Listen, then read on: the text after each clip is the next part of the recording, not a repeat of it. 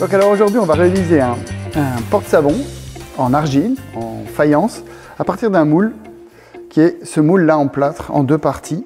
Le but, c'est qu'on y mette de l'argile liquide, donc de la barbotine. L'argile liquide et la barbotine sont des synonymes. Et on y verse tranquillement la barbotine à l'intérieur du moule, jusqu'à l'orée du trou qu'on appelle le cône de coulée, et qui nous permet d'avoir suffisamment d'argile à l'intérieur du moule. Tac, voilà. Et là, c'est tout simple, c'est un peu comme dans n'importe quel moule. On va attendre que ça repose un petit peu. Pour ce porte-savon, c'est 20 minutes à peu près. Et on attend que le plâtre ait absorbé l'eau de l'argile et que l'argile vienne se compacter sur les bords pour créer la pièce, pour créer le porte-savon en tant que tel. On va attendre 20 minutes et puis 20 minutes plus tard, on va faire la vidange tout simplement de la barbotine qui est en trop dans le moule. Donc on a notre excédent, on va vider la barbotine du moule et ensuite laisser tirer encore quelques dizaines de minutes. Il a tiré un petit peu, on se retrouve avec un moule qui est comme ça. Donc on va retirer cette partie-là qui nous empêche de démouler, qui est le cône de coulée, avec un couteau de bois. Et on enlève cette partie-là qui justement nous empêcherait d'ouvrir le moule. Et ensuite on retire ce cône de coulée. Donc, normalement on nettoie aussi bien son moule pour qu'il soit prêt pour le prochain coulage. Tac. Et normalement là, on a un premier démoulage qui se fait. Ça s'appelle, c'est l'ouverture du moule avant un démoulage complet. J'espère. Toc. Voilà, là on a une ouverture du moule, donc on voit tout à fait l'argile qui est venue se coller sur le moule. Et normalement, on va attendre là un temps nécessaire pour que quand même le porte-savon se désolidarise quand même du moule en plâtre, qui est encore un peu frais, pour pouvoir l'extraire de ce moule-là. On a bien vu qu'en enlevant la partie supérieure, au toucher, la barbotine, elle, est un peu sèche, qui permet justement un maintien de la pièce, mais tant qu'on n'a pas ce signe-là de désolidarisation de la pièce entière du moule, on ne peut pas l'extraire. Mais il ne faut pas beaucoup de temps entre les deux phases pour que justement on puisse extraire la pièce. Et ensuite, on la sort du moule tranquillement. Et alors maintenant, on a une phase de nettoyage qui va se faire, on peut la faire maintenant et on peut la faire un peu plus sec avec une éponge, mais ça va être le nettoyage du plan de joint ou de la couture, certains appellent ça couture. Et donc on a avec de nouveau le même outil, le couteau de bois, ce travail-là qui est d'éliminer la plus grosse partie qui dépasse. Bon, des fois c'est infime, mais on ne peut pas tout régler à l'éponge par la suite. Donc il vaut mieux enlever le gros maintenant. Donc là, je suis à peu près bon. Le reste se nettoiera largement avec un petit coup d'éponge pour finir la pièce. Et voilà, j'inspecte les restes, les petits défauts, et normalement c'est bon. Là, c'est un travail délicat, et un petit peu artisanal, on l'a fait à notre niveau ici, qui est d'inciser la surface, mais que effectivement en surface et donc pas dans toute la structure. Et la pièce étant encore fraîche, il faut la faire au bon moment. Il ne faut pas qu'elle soit trop sèche en surface ni trop molle, sinon on déforme complètement. Alors là, on va faire l'estampille de la marque des musées de Sarreguemines sur le fond de la pièce, avec bien sûr notre support adapté qui permet de ne pas enfoncer la matière puisqu'elle est creuse et de bien marquer le logo des musées de Sarreguemines. Voilà.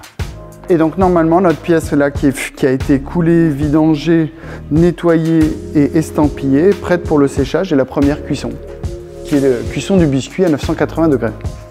Donc maintenant la phase, après avoir fait tout notre travail de façonnage accru, on a attendu que la pièce sèche. Et bien naturellement, pour faire de la céramique, de la terre cuite, il faut donc la mettre dans notre four. Donc là on a un four électrique, je la mets donc dans le four et on est parti pour une cuisson de 8 heures à 980 degrés pour transformer cette pièce en terre crue en terre cuite qui va devenir ce qu'on appelle un biscuit. Et donc, je lui dis bonne cuisson.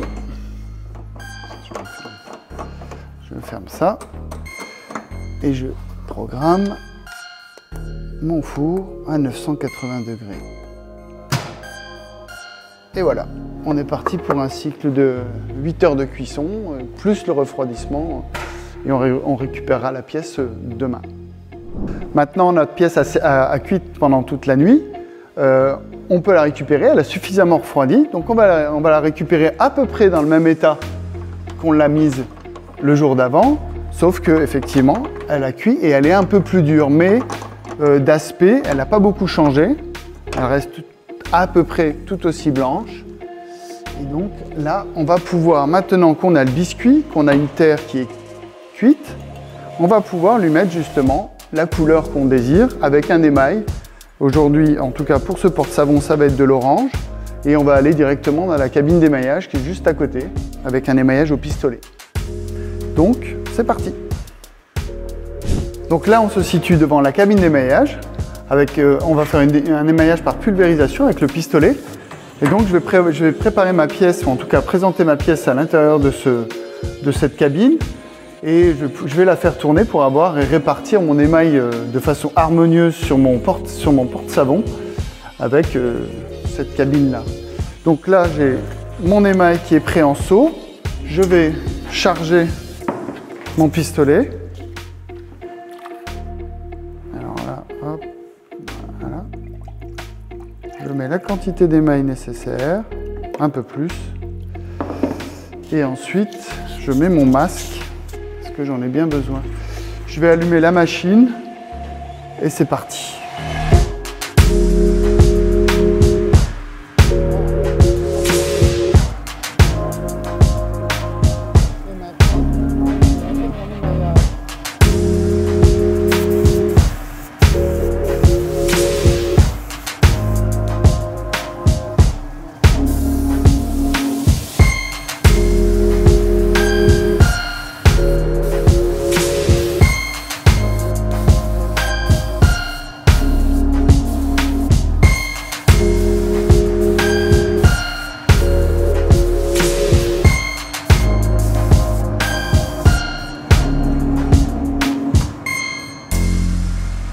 Voilà. Là, normalement, on a notre émaillage. Alors là, c'est là où il faut être très précautionneux dans le contact parce qu'au moindre contact, on enlève l'émaillage de la surface et à la fin, il faut refaire la pièce. Donc normalement, on a un émaillage à peu près homogène sur toutes les faces, le dessus, le dessous. Et on va prévoir la cuisson, la prochaine cuisson, bien sûr, en faisant très attention qu'on a notre point de contact ici, à l'enfournement, qui va être, lui, désémaillé. Donc moi, je vais désémailler sur une surface d'éponge humide qui me permet d'essuyer là où l'émail n'a pas besoin d'être, sur cette partie-là, sur le pied, justement, de la pièce, et qui, pendant la cuisson, évitera que l'émail ne colle au support de cuisson. Et là, maintenant, la pièce, totalement émaillée et désémaillée sur son pied, est prête à cuire, cette fois-ci à 1030 degrés, qui est la température de cuisson de l'émail. Hop, c'est parti. Donc là, ça y est, on a fini de cuire notre émail, la cuisson de l'émail à 1030 degrés, et on va pouvoir déformer notre porte-savon pour voir à peu près comment il a évolué. Et alors, c'est encore un peu chaud. Ça va encore, on peut le prendre. Donc là, on voit que l'émail a complètement vitrifié, a fondu à 1030 degrés. Et on a la couleur qui était prévue, l'orange de porte-savon qui était prévu comme ça. Et dont on voit l'objet totalement terminé après toutes les phases de fabrication qu'on a vues ensemble.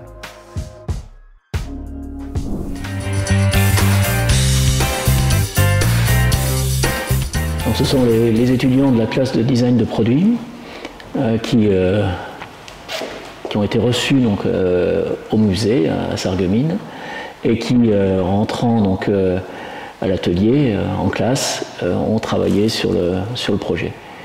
On a peut-être débuté en première année, je ne sais plus. Oui, première année. Première année, ouais. Donc, le projet s'est prolongé donc l'année suivante. Un temps a été consacré pour réfléchir sur l'opportunité d'un objet dans le contexte donc, de cette exposition. Et c'est l'univers de la salle de bain qui s'est imposé à nous.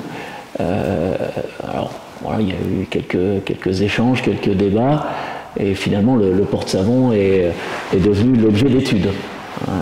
À partir de là, on a développé donc, ce qu'on appelle dans notre jargon une démarche de projet, une phase d'analyse, documentation, analyse.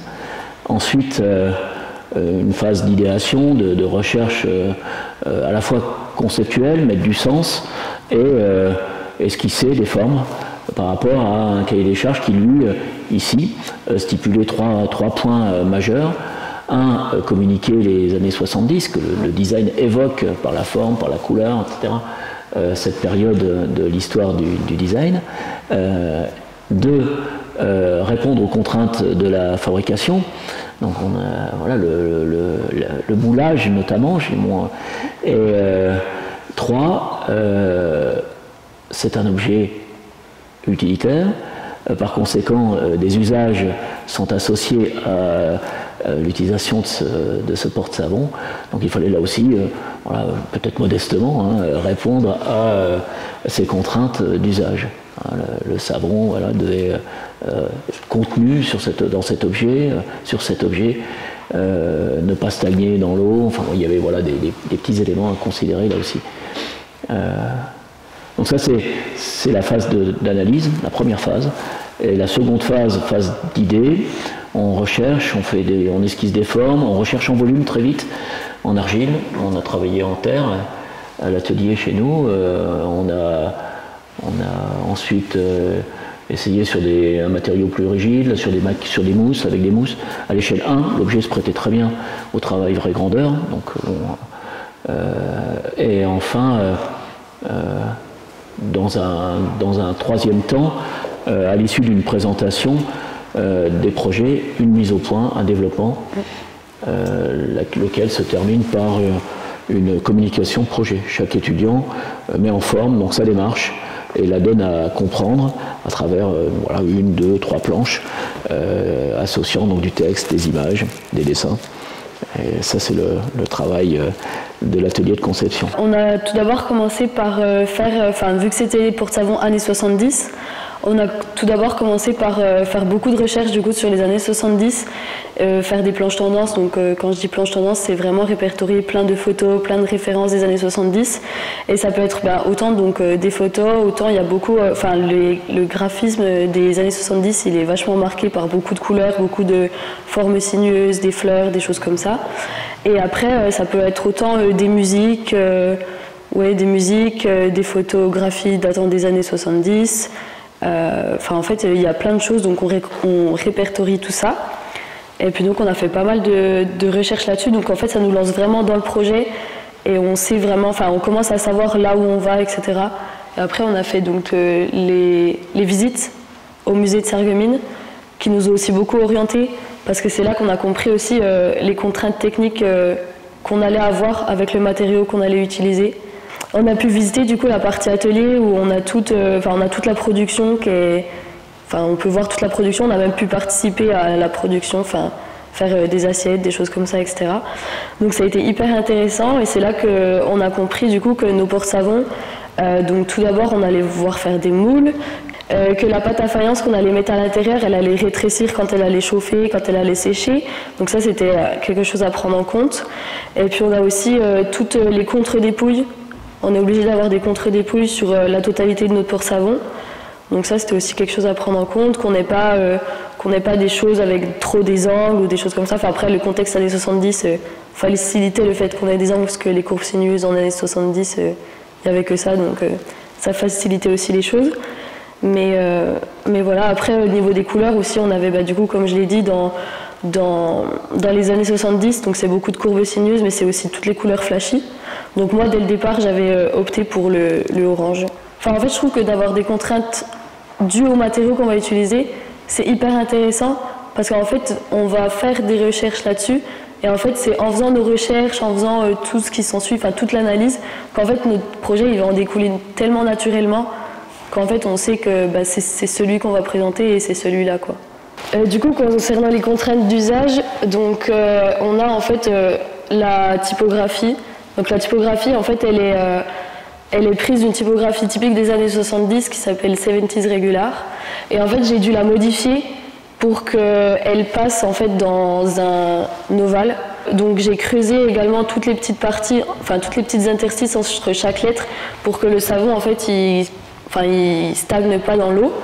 Et puis après on a également du coup ici toute cette partie-là qui est creusée pour que le savon il soit bien à l'intérieur et pas qu'il tombe.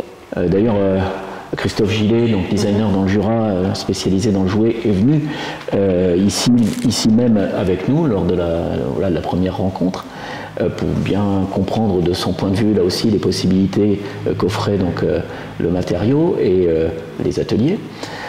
Et lui-même a encadré donc un atelier maquette avec réalisation alors de manière un peu empirique d'un moule pour se rendre compte justement des questions de démoulage. La production en série appelle la fabrication du moule. Ça permet voilà, de répéter très rapidement avec une certaine économie de moyens et de multiplier donc une pièce. Simplement, bon, encore faut-il que le dessin ait prévu ce mode de fabrication, ce process. Et là, bon, voilà, ça permettait de vérifier ce qui avait été, je dirais, dessiné, maquetté. Et voilà, le porte-savon voilà, sortait du moule. C'était bien, c'était presque bon. Quelques retouches, et voilà. Mais c'était ça la démarche. Donc du coup, ben, comme Monsieur Lhuillier disait, ça s'est passé en plusieurs étapes. Et donc du coup, après avoir fait nos prototypes, pas fonctionnels, mais notre prototype de principe, on va dire, on est venu ici et on a rencontré donc du coup des membres du musée de Sarreguemines et on leur a présenté chacun a fait une petite présentation de son porte-savon, de l'avancée de son projet. Et donc du coup, à l'issue de ça, il y a 5 porte-savons qui ont été retenus. Il y avait beaucoup de problèmes de contre-dépouille, donc chacun a dû retravailler ça. On a fait beaucoup donc du coup en deuxième année, on a commencé l'année par ça. Et on était donc du coup les 5 à refaire nos prototypes. Et puis après, on a renvoyé nos prototypes et c'est là que le choix a été fait, il me semble. Oui, c'est une commission voilà, très limitée qui s'est tenue pour choisir le modèle à éditer. Bon, Stipson s'est imposé et voilà, donc, ensuite bon, le travail se poursuit, c'est-à-dire que bon, on a décidé c'est lui, c'est là-dessus, et je dirais que voilà, le relais est pris, et c'est donc dans les ateliers de céramique au Moulin de la Blisse, et notamment par l'intervention de Jean, là, que le modèle va évoluer. Bon, il va évoluer sur le plan technique, justement, pour répondre à ces contraintes de fabrication.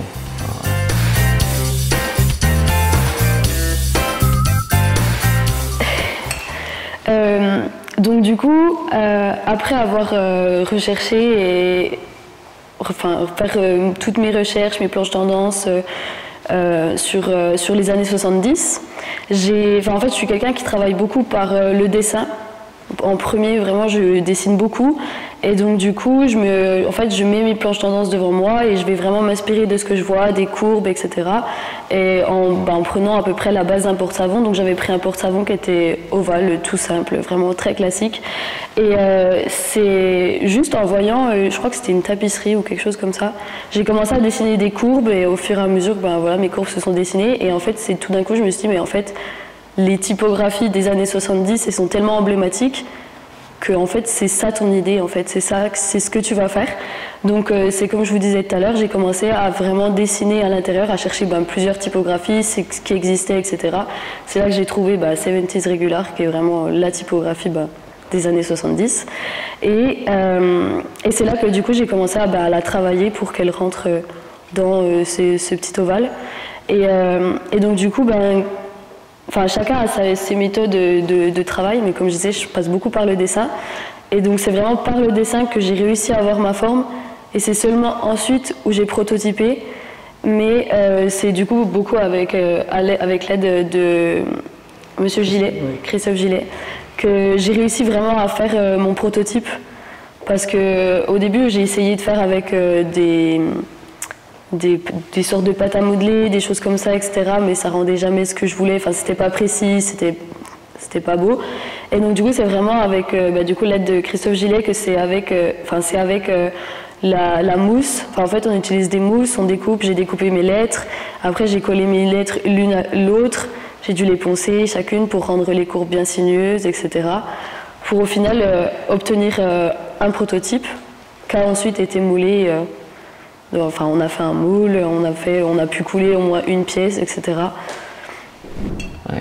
Alors pour nous, en ce moment, peut-être qu'on travaillera ensemble, on verra. Là, certainement que j'irai sur d'autres programmes avec voilà, réalisation d'objets d'autres natures pour des usages différents. Mais avec toujours le même intérêt, la même envie de faire ensemble. Voilà. Et on s'inscrit là, encore une fois, dans des projets qui, dans leur dimension pédagogique, sont extrêmement riches, quoi. Voilà, c'est vivant, et c'est très formateur, quoi. Ça c'est certain. Ouais. Puis on en garde voilà, des bons souvenirs, quoi.